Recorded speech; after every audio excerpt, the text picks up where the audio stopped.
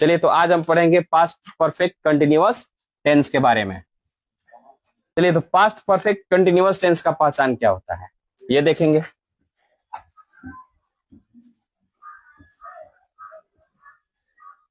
पहचान होता है क्रिया के अंत में। भाई किसके क्रिया के अंत में? हिंदी वाक्य के क्रिया के अंत में। हिंदी वाक्य के क्रिया के अंत में ता रहा था, ती रही थी, ते रहे थे। चलिए तो पास्ट परफेक्ट कंटिन्यूअस टेंस का पहचान क्या होगा? क्रिया के अंत में ता रहा था, ती रही थी, ते रहे थे, अथवा समय के साथ रहा था, रही थी, रहे थे। यहाँ पे दो को पहचान हो गया आपका। पहला हो गया ता रहा था, ती रही थी, ते रहे थे, ठीक है। और दूसरा क्या होगा? समय के साथ आएगा। किसमें? समय के साथ। क्या आना चाहिए जी? रहा था, रही थी, रहे थे। जैसे में रीता खाना बनाती रही थी। अब दूसरा वाक्य लेते हैं। वे लोग 2 दिनों से नाच रहे थे। दो वाक्य आया। एक में दिख रहा है क्या? ता रहा था, ती रही थी, ते रहे थे। में से क्या दिखा जी? ती रही थी। और दूसरे में आ गया समय। क्या आ गया? समय के साथ क्या आ गया? रहा था, रही थी, रहे थे। ये दो वाक्य हो गए आपके। रीता खाना बनाती रही थी, इसमें हमने क्या देखा? ती रही थी। और वे लोग 2 दिनों से नाच रहे थे, इसमें आ गया 2 दिन समय। समय के साथ क्या आ गया? रहा था, रही थी, रहे थे। चलिए तो ये दोनों जो सेंटेंस हैं वह पास्ट परफेक्ट कंटिन्यूअस के हैं। कैसे पहचाने भाई? तो इसका पहचान क्या कहता है? ता रहा था, ती रही थी, ते रहे थे, और समय के साथ रहा था, रही थी, रहे थे। तो इसमें तो हमको दिख गया ना, ती रही थी, यानी अब पास्ट परफेक्ट कंटिन्यूअस का है। इसमें भी है, समय भी है, और साथ में रहा था, रही थी, रहे थे भी है। यानी अभी जो वाक्य है वह किस टेंस का है? पास्ट परफेक्ट कंटिन्यूअस का। तो इसका जो बनाने का नियम होता है, फॉर्मूला, वो देखेंगे। फॉर्मूला चलिए क्या फॉर्मूला होगा? Subject plus had plus been plus before plus subject plus for या सिंस प्लस टाइम।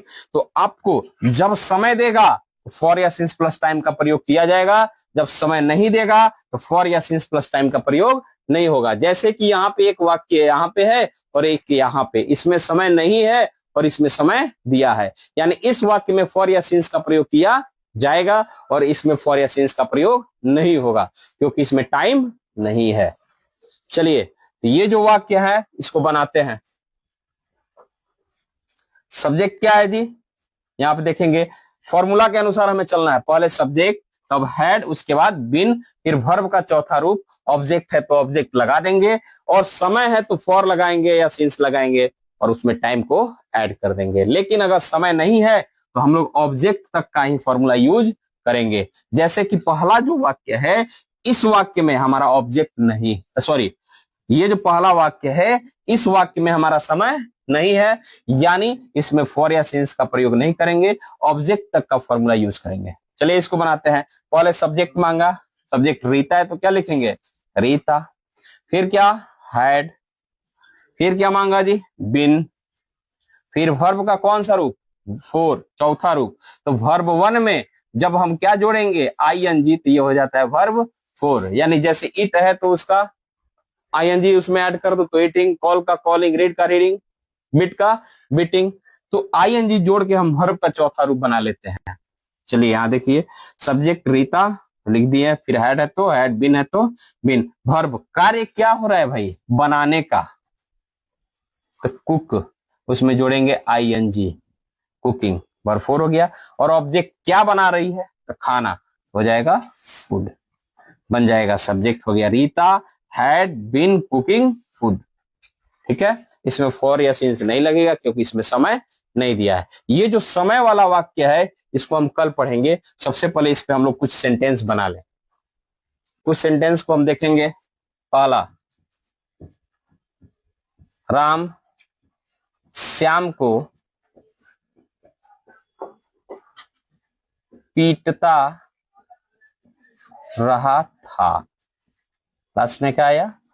ता रहा था। कौन सा tense? Past perfect continuous tense. जितने भी वाक्य ये हम लिखेंगे वह इसी फॉर्मूला पे बनेंगे, subject plus had plus been plus. तो यहाँ पे हमने 4 वाक्य लिया।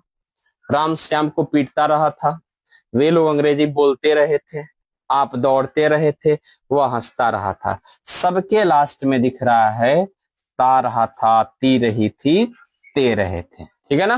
तो अब देखिए, ये तो पता चल गया ये वाक्य देख के कौन सा टेंस का है जी? पास्ट परफेक्ट कंटिन्यूअस का।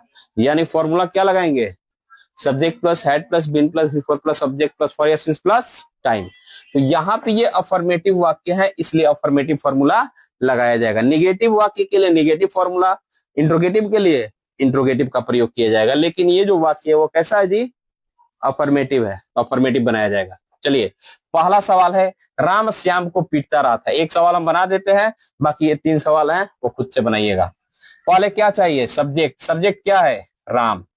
फिर क्या चाहिए? हैड। जो ये बोलता है फॉर्मूला उसी के अनुसार हम लोग को रख देना है, आपका सेंटेंस बन जाएगा। सब्जेक्ट मांगा, राम रख दिए, राम सब्जेक्ट है। तो हैड है तो हैड। फिर क्या मांगा? बिन।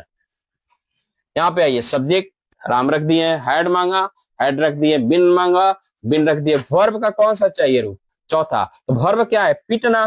पीटना का होता है बीट, और इसमें जोड़ेंगे आईएनजी, हो गया बीटिंग। ये वर्ब 4 हो गया। Subject, had, been, verb 4। Object, भाई किसे पीट रहा है? श्याम को, तो लिख देंगे बीटिंग श्याम। अभी इसमें समय नहीं है तो फॉर या सिंस नहीं लगेगा। यहां तक का फॉर्मूला हमने लगा दिया। बाकी वाक्य आप बनाइए।